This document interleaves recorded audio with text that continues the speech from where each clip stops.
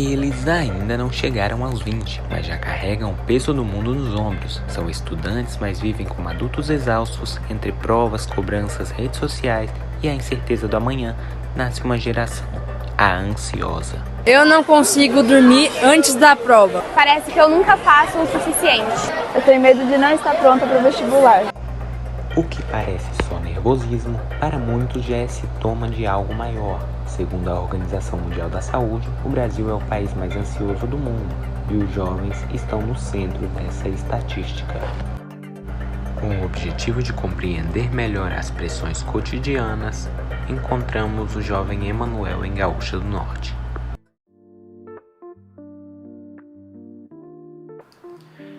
Bem, em relação à pressão sobre vestibular ou profissão, graças a Deus eu nunca passei por isso. Saí da escola e logo já entrei numa profissão que eu queria muito, eu digo que a profissão me escolheu e não eu escolhi ela, e não pretendo fazer faculdade agora tão cedo, só mais para frente, mas estou bem tranquilo em relação a isso. Mas de qualquer forma, isso é uma exceção, nem todos os jovens ou adolescentes passam pelas mesmas coisas que eu passei em relação ao vestibular e profissão. Alguns, obviamente, passam por uma pressão muito grande, seja uma pressão interna em relação ao seu eu mesmo, preciso daquilo, preciso alcançar aquilo, mas parece que não vou alcançar nunca. Também uma pressão em relação àquilo que é externo a ele, né? A sua família, os seus amigos, seus parentes, etc. Porque ele vê os seus amigos já fazendo uma faculdade ou indo, pensando já decididos no que fazer, enquanto ele ainda não escolheu muito bem o que fazer, ou mesmo já tendo escolhido, às vezes não tem uma condição que permite que ele conclua aquele objetivo dele, né? E principalmente agora no século XXI, um século onde a gente está sobrecarregado demais o tempo todo, com muita informação, e o celular, a internet, o Instagram, que seja, TikTok, o caramba 4, tudo isso vai pesando cada vez mais na nossa cabeça, porque o fulano que a gente está vendo pela tela tem uma vida infinitamente melhor, que não passa por pressão em relação a trabalho e nem a vestibular. Mas é complicado para boa parte das pessoas que estão dentro da escola, né? Não só nesse século, mas com certeza em outros. Essa é uma preocupação que atinge os jovens de hoje, mas os jovens do século XX, por exemplo, passavam por outras pressões, né? Agora é saber enfrentar isso, como se lida com isso, né?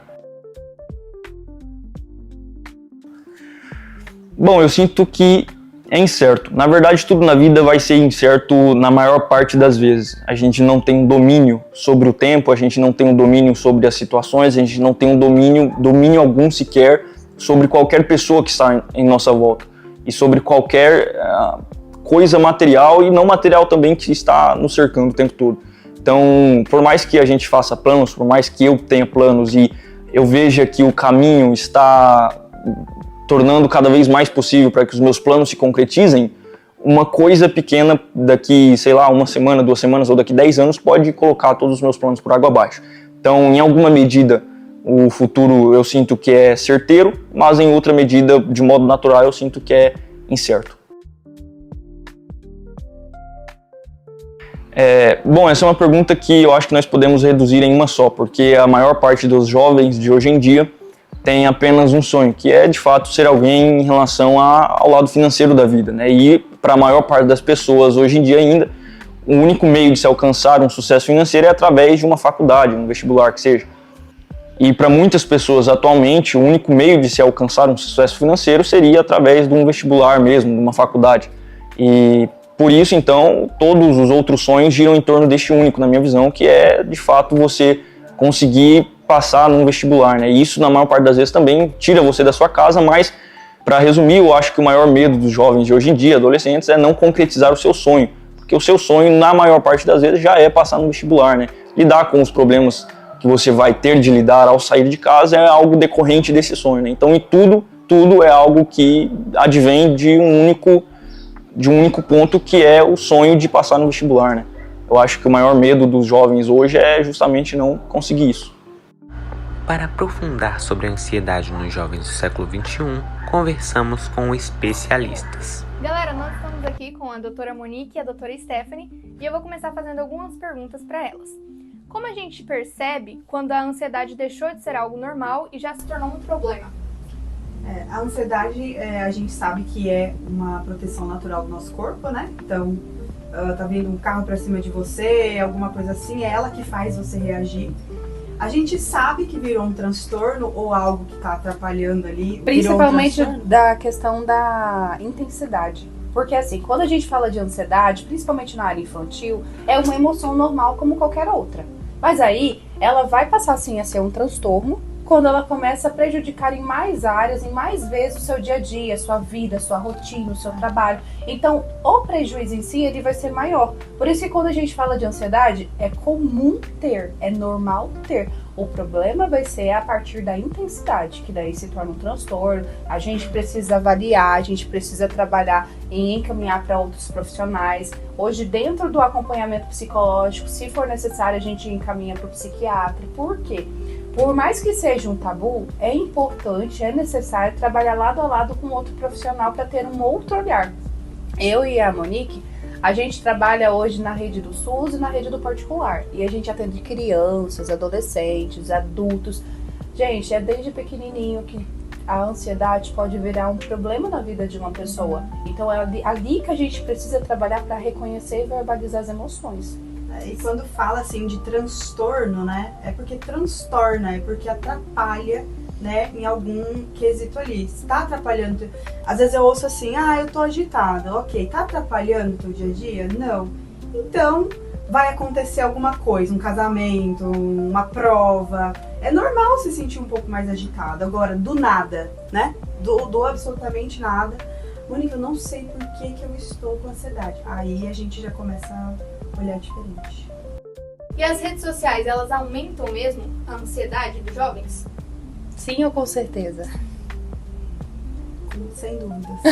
Eu acho. Porque, gente, ainda mais quando a gente acaba querendo viver a vida do outro, querer viver a expectativa do outro, querer estar no lugar do outro, a gente precisa entender que a demanda do outro não é a nossa, que o outro não é a gente. E a gente precisa acolher a gente com mais cuidado. Então a rede social, ela vai trazer tantas outras coisas para poder comparar a gente com o outro. E se a gente viver nessa expectativa, nessa linha, a gente vai ficar doente, a gente vai adoecer, a gente vai abrir porta para ansiedade e para qualquer outro transtorno que esteja nessa linha de raciocínio. E sem contar, né, do tanto de estímulo que tem muito estímulo.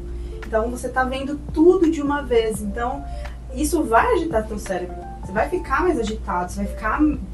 O sono vai prejudicar muita coisa nesse quesito, entendeu? Por isso que o ideal é quando der uns 30 minutos que tu vai deitar, vai se preparar pra dormir. dormir. Às vezes a mãe fala, né? Fala, mãe é chata. Mas é importante você parar um pouco, porque é muito estímulo pro teu cérebro. Aí deixa o celular de lado. Por quê? Porque essa tela do celular, esse brilho do celular, emite uma resposta pro cérebro dizendo que continue acordado, tá tudo certo, tá tudo bem. Só que a gente tá ali cansado, o olho tá grudando, a gente tá lutando contra o sono. Aí no outro dia a gente acorda cansado, a gente acorda estressado. Inclusive, às vezes não é ansiedade, tá? Não é transtorno. O sono prejudicado traz também esses sintomas de ansiedade, de agitação, de esquecimento. Você não tá dormindo bem. Gente, na idade de vocês negligenciam, eu já fiz isso, muito sono.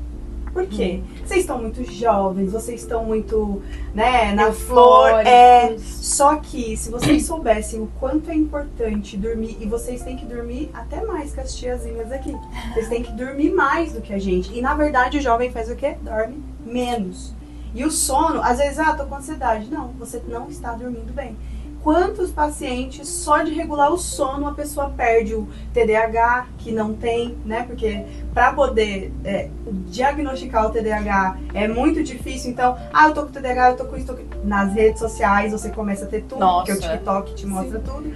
Tem então, um checklist às lá. vezes é só um sono prejudicado. E aí que a gente tem que tomar cuidado, porque assim, transtorno, ele precisa ser diagnosticado. E diagnóstico não se faz do dia pra noite. Não é em qualquer lugar, não é no TikTok, não é no Google. A gente precisa tomar cuidado. Por quê? Porque são situações que levam a gente a realmente a doença. E a doença significa um sinônimo que a saúde mental não tá bem, que a nossa vida não tá bem. E vai levando isso em um comum acordo que a gente, quando vai ver, a gente tá colocando como transtorno, como diagnóstico, e na real são só sintomas. Só sintomas. E às vezes é só dormir que resolve. E o que a gente pode fazer para tentar combater a ansiedade? Ela não vai embora nunca. Não tem como dizer que tem uma cura. É uma Não palavra existe cura, muito forte. Até porque a ansiedade é uma proteção. Você precisa da ansiedade, entende? Porque ela vai te proteger. Então, é aquilo que eu falei. Tá vindo um carro pra cima de você, um cachorro, alguma coisa, é a ansiedade que faz você correr. Se você prestar atenção, o coração bate mais forte pra quê? Bombear mais sangue. Mas existe algo que a gente faz pra controlar, né? Lidar seria uma palavra mais bonita, seria uma forma mais fácil e mais próxima da gente fazer. Existem várias formas de lidar. A gente precisa, eu vejo assim que uma das principais é nomear aquilo que tu tá sentindo. A gente precisa nomear aquilo que a gente tá sentindo. Porque se a gente simplesmente espera que o outro entenda ou adivinhe o que a gente tá sentindo, a gente já vai criar mais situações ansiosas. Então a gente nomeia. Realmente, estou triste por quê? Estou com raiva por quê? Estou ansiosa por quê? Isso a gente começa a fazer desde pequenininho. Quando a gente ficar um adulto, fica mais fácil a gente poder nomear. E quando o outro receber, fica mais fácil. Não ficar tipo, nossa, o que tá falando? O que é isso? Não. Então a gente trabalha com a nomeação. Se vocês querem coisas mais práticas, dormir bem, comer bem, exercício. Respiração. Gente, a respiração é um ponto fantástico. Por quê? Porque quando a gente está com crise de ansiedade, sintomas ansiosos ou vivendo a ansiedade numa escala alterada, a gente não respira da forma que deveria respirar. Então entra como um sistema de pânico. Tá todo mundo alterado aqui dentro do nosso corpo. Então é a respiração. É realmente aquela coisa. Puxa o ar, conta até 3, solta o ar. É bem aquilo, puxa pelo nariz e solta pela boca como um biquinho. Bem devagarinho, bem tranquilo. Por quê? A gente sai daquele pensamento que tá tudo muito ligado no 220, tá tudo muito perigoso, e a gente começa a focar em uma coisa. Então, a respiração ela também é fundamental. Exercício físico, boa alimentação, ter uma atividade, um lazer. Entender que pensamentos não são fatos, né? Geralmente não, né? Na hora que você tá tendo uma crise, é ali um turbilhão de pensamento negativo que você tá sentindo. E aí, você acredita nesses pensamentos. Parece que eles são verdadeiros, parece que, sei lá, hoje eu atendi uma paciente da idade de vocês assim, ela falou, eu sinto que as pessoas estão falando, olha só, qual é a evidência disso? Então, uma forma de lidar também é procurar a evidência daqueles pensamentos, isso que a Stephanie trouxe, né, de nomear. Qual o pensamento é esse? Ele é verdade ou não? Porque às vezes não, eu sinto. Sentir não é uma prova de que isso é verdade. Acompanhamento psicológico, né, babies? É muito importante, porque ali você vai estar num processo em que você não vai escutar só o que você quer. Você vai escutar aquilo que é necessário, aquilo que é preciso. Vai ser conduzido um processo terapêutico. Então, quando a gente fala de acompanhamento psicológico, infelizmente ainda há pessoas que trabalham isso como um tabu. Nossa, mas eu não vou porque eu não sou doida. Nossa, eu não vou porque eu não preciso. Todo mundo precisa. Eu ouso dizer, sim, que todo mundo precisa de acompanhamento psicológico. Stephanie, você está generalizando? Sim, sim. Por quê? Porque desde coisas simples, como nomear as emoções, até coisas maiores, como escolher uma profissão, o acompanhamento psicológico vai estar ali para te ajudar. Ele não é sua muleta, ele não vai ser o seu realizador das situações, mas ele vai ser o seu guia. Ele vai te acompanhar, ele vai te ajudar. A gente vai trabalhar uma forma em conjunto, a gente vai entender. Trabalhar com a família também é importante, porque às vezes a família não entende o que está acontecendo. Pensa, a vida do adolescente, o quanto é cheia de coisas, situações, vivências. Então a gente precisa sim trabalhar com acompanhamento psicológico. É isso. A juventude que deveria sonhar, hoje sobrevive sufocada pela ansiedade. Mas isso não é uma fragilidade, é o reflexo de uma sociedade que cobra demais e apoia de menos. E enquanto uns resistem, outros adoecem em silêncio. E a solução não está em ignorar, mas está em ouvir, acolher e agir. Porque a geração ansiosa merece mais do que pressão, merece futuro.